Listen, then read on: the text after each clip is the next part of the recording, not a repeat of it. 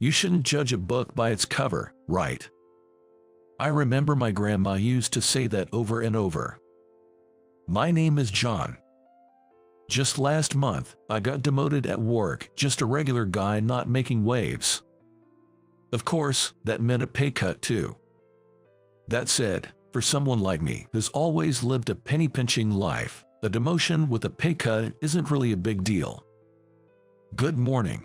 Trying to turn over a new leaf, I greeted everyone at my new job with a bright smile, but the response was tepid, to say the least. I guess I can't really blame them. I have a big bruise on my face. It's so noticeable that people tend to do a double take when they see me. I've been getting comments about it since grade school, so it doesn't faze me much anymore. It's kind of funny how, after college, struggling to land a job and living paycheck to paycheck almost feels like the good old days. Good morning, John.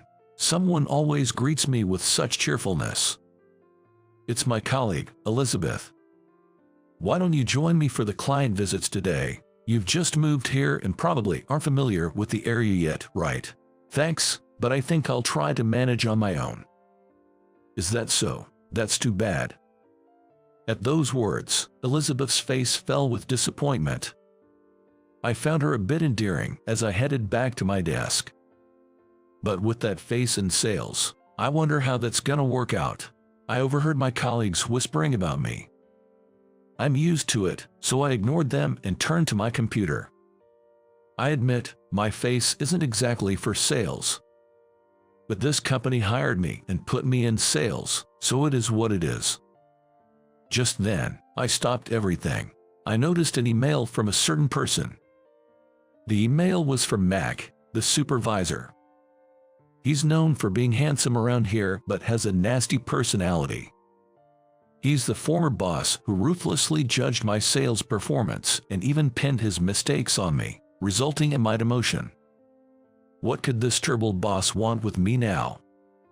The email turned out to be a standard business communication. He was asking for advice for the new employee who's taking over my work, who seemed to be struggling. Instead of emailing the advice directly to the newbie, he wanted me to send it to him, Mac. Here we go again. With a sigh of resignation but determined to ensure my clients wouldn't suffer, I sent the email to Mac. He's skilled at taking credit for others' work, flaunting it as his own. It's not the best way to do business, but maybe that's his own twisted ladder to success. I just want to make sure my successor can carry on properly without causing any trouble for our clients.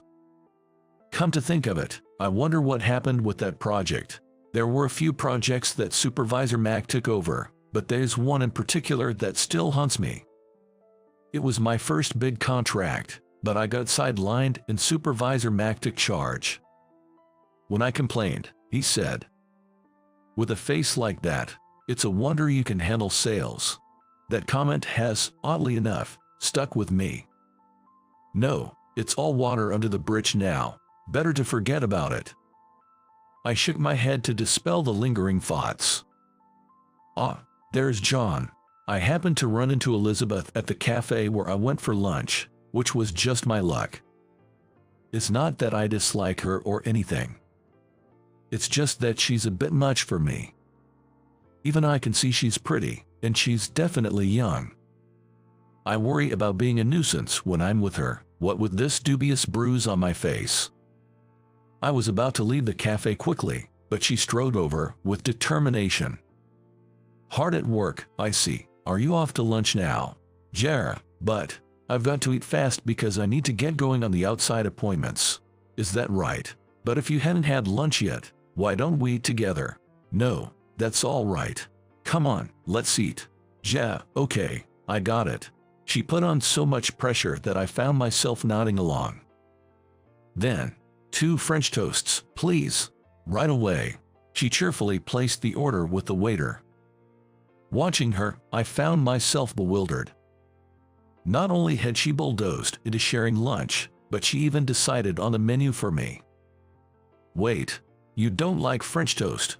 No, the French toast here is good, right? Yes, it's really famous for being delicious. She smiled with an innocent cheerfulness. Well, what the heck? A few minutes later, as we ate our French toast, we were having a lively chat. Man, this really lives up to its reputation. It's delicious. Right. She seemed pleased with my reaction. But really, you don't have to have lunch with a guy like me, you know.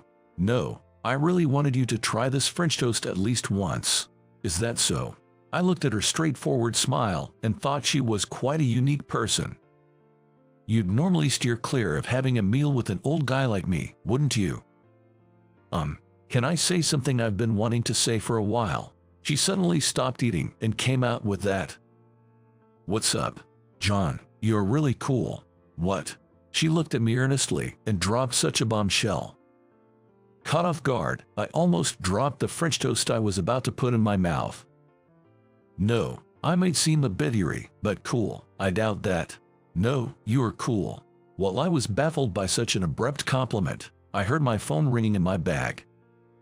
A call. I'll be right back. I need to answer this. After excusing myself to her, I pressed the call button on my phone. Then a loud voice came through. Hey, what are you going to do about this? It was my boss, Mac, calling me. Hellos, what's happened? What's going on? That advice you sent me in an email the other day for the handover, it was totally useless. What were you thinking? What? That shouldn't be the case. Anyway, you, come over here right now. Now, come on, Mac, don't be unreasonable. Do you have any idea how far it is from the headquarters to this branch office? It's not a distance I can just zip over. I couldn't help but reply in an angry tone to such a sudden demand. What's wrong? She asked with concern in her voice.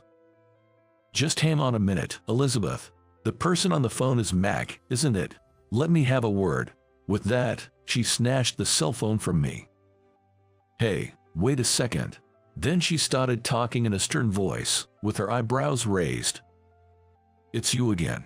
I could tell my dad on you, you know. That voice, miss. Miss? I was stunned to hear Mac, the supervisor, over the phone sound so bewildered. Elizabeth is a miss. What on earth does that mean? Please, don't interrupt people at work, but this deal is crucial for our company's future. It's a project your team is handling. You should take responsibility and handle it. She said that and then abruptly ended the call. I just stared at her, dumbfounded. What the heck is going on? As I tried to ask, she widened her eyes in surprise and quickly handed the phone back to me. I'm so sorry for answering your phone without asking, but please, keep this a secret. You see, I'm actually the daughter of the company's president. What? Her words left me frozen for a moment.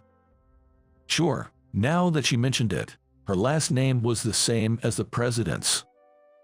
But I'd never have guessed they were related.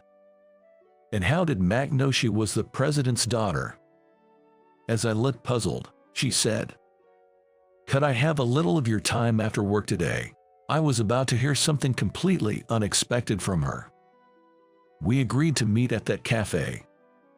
She had ordered coffee but hadn't touched it, just sitting there silently. Your coffee is going to get cold. Yes, it will, won't it? She replied softly and finally took a sip of her coffee. Then she told me something surprising. John, you're my hero. What do you mean? I couldn't quite grasp what she was saying. Don't you remember me? When my father showed me photos from his trip at the company, I recognized your face right away. You're the person who helped me.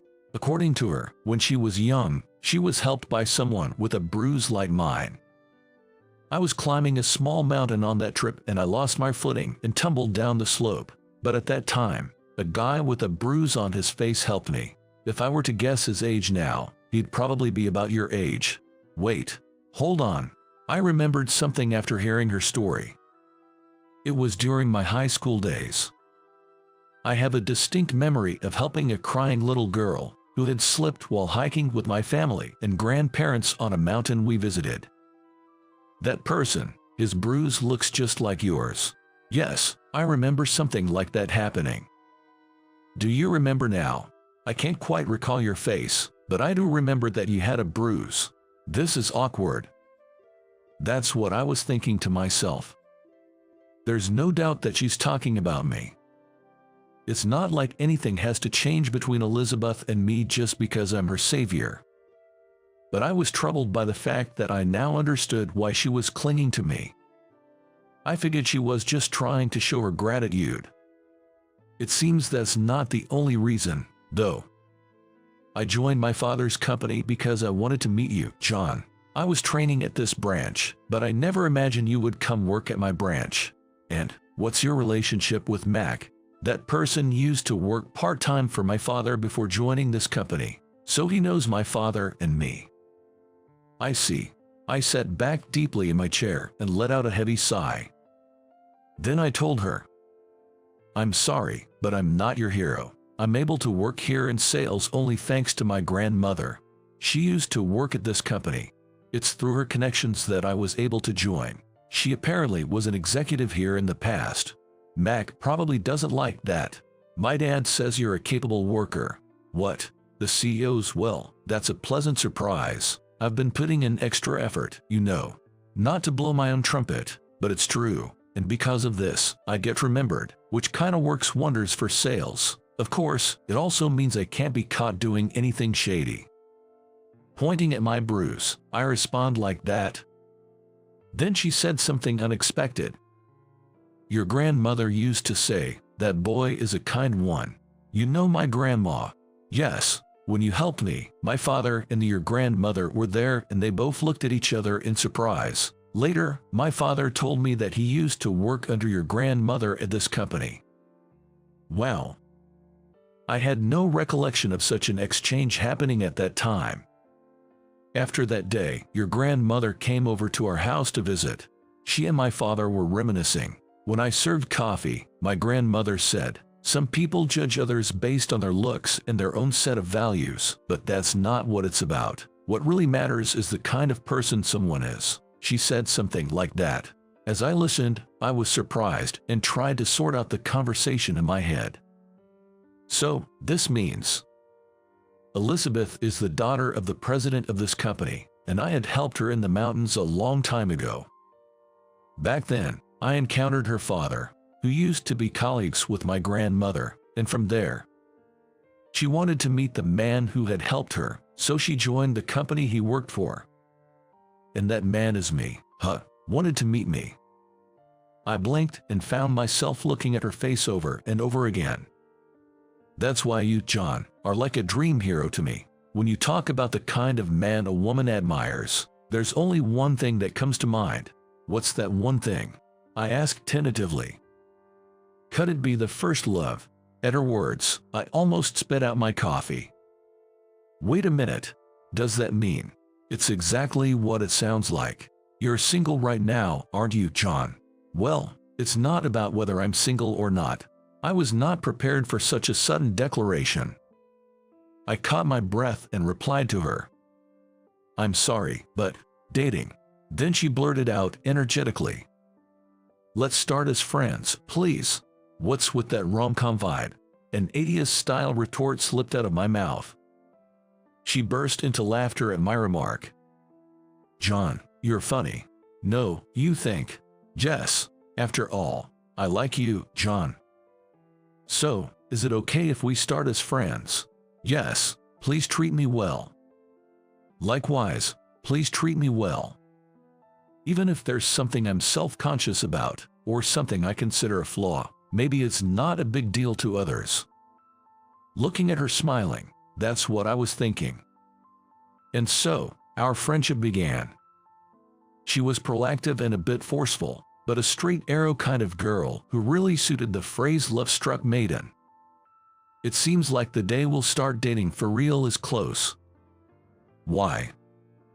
Actually, as we got to know each other as friends, I completely fell for her. While looking at my reflection in the mirror, I practiced my confession. I'm a bit worried about conveying my feelings properly, but I plan to confess when I return to the headquarters next week. Oh right, the reason I'm returning to the headquarters is that my boss, Mac, finally quit the company. When I told her about his misdeeds, everything got reported to the director, and HR started interviewing my colleagues in the sales department. One after another, the acts of power harassment came to light.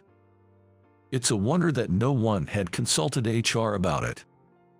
And so, Mac finally got fired. Thanks to that, I was set to return to headquarters as the new supervisor. I plan to confess to her and start my new role with fresh determination, ready to climb to the next stage.